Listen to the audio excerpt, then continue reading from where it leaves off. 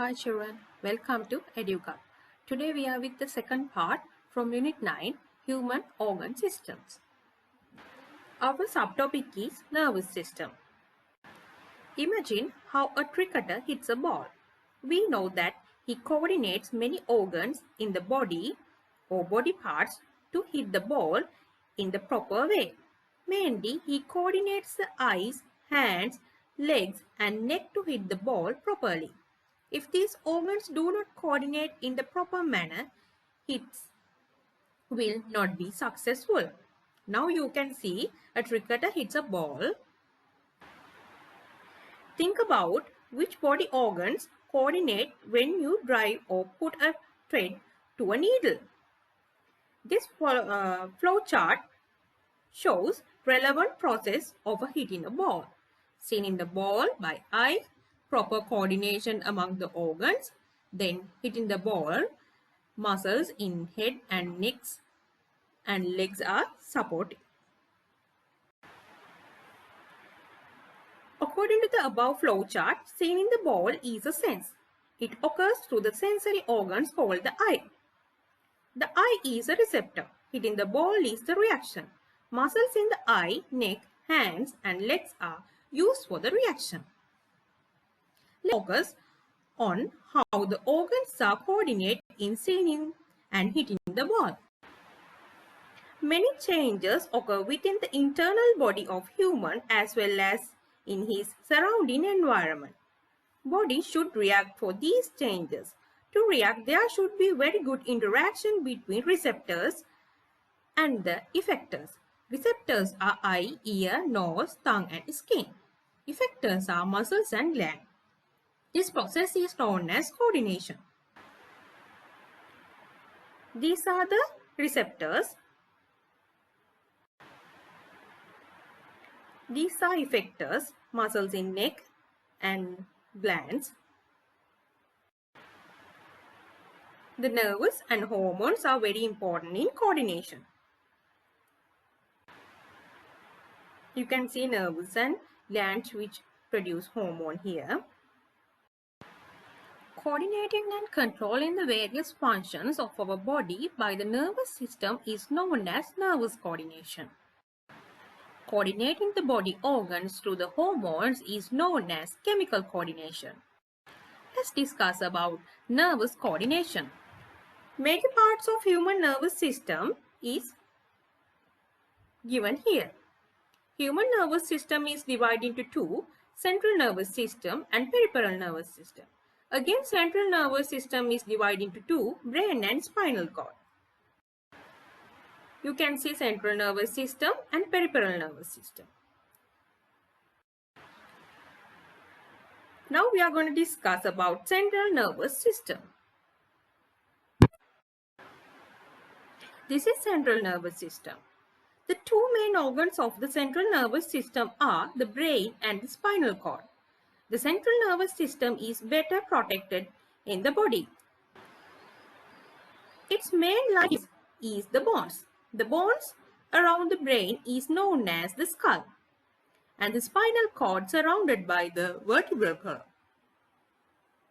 Both the skull and vertebral column created hard physical barrier to injury. Both the brain and the spinal cord are protected by layers of special connective tissues are called meninges. Now you can see the brain, which is surrounded by the skull. This is the spinal cord, which is surrounded by vertebral column. Both the brain and the spinal cord are protected by the layers of special connective tissues are called the meninges. Now you can see the meninges. The meninges are filled with the special fluid called cerebrospinal fluid. Now you can see cerebral spinal fluid here. Let's see some functions of that. First one, absorbs shocks. Second, supply nutrients. Third, prevents the central nervous system from microbial infections.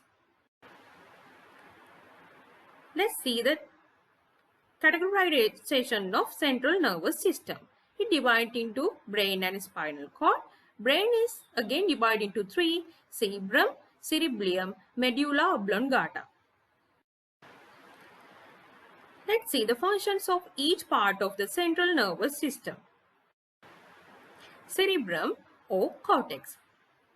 It controls higher brain functions such as thought, intelligence, recognition of senses, control the movement of muscles with the intent of perform a special action. That means controlling the voluntary action.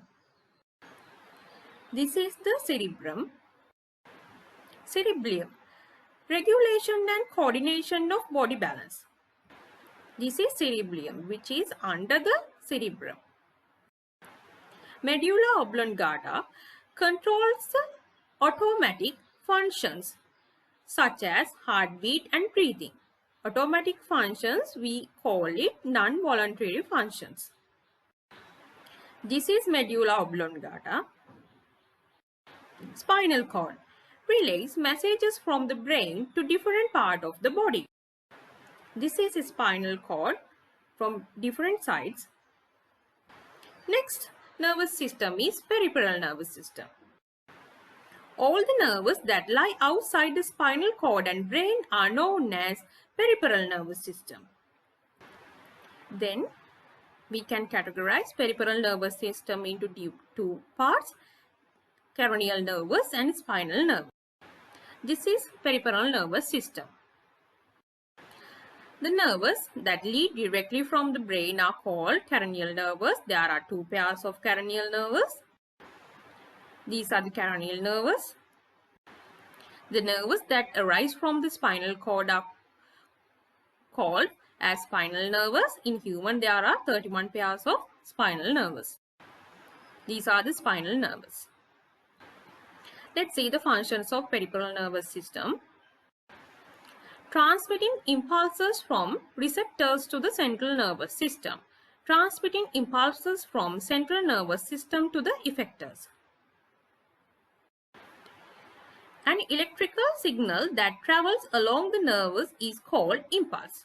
You can see the transmission of impulse from the receptors to central nervous system, that way that happen. Let's study about the speed of the impulses in human nerve. We need 30 cm ruler. What we have to do, take a 30 cm ruler to your hand vertically. The zero of the ruler towards the ground.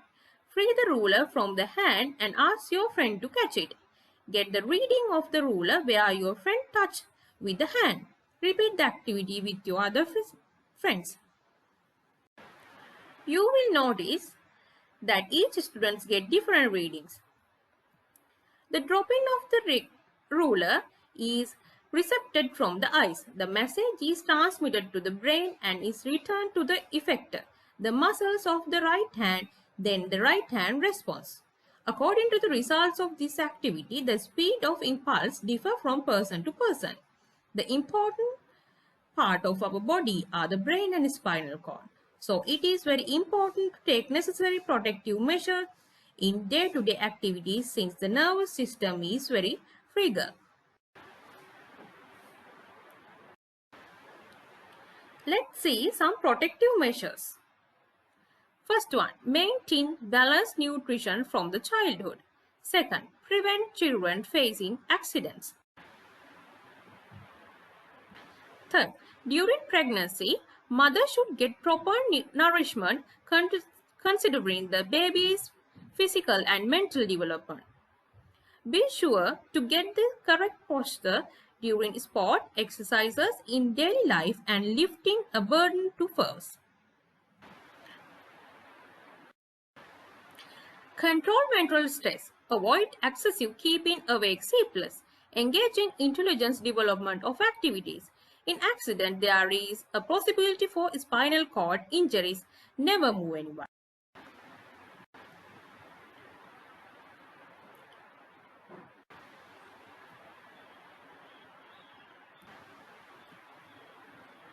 Keep the person absolutely still and safe.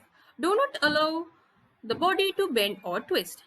Keep the person on the wooden flat surface and rush to the nearest hospital. This is what we have to learn as the second part of the lesson. Let's meet with our next video, human skin. Thank you.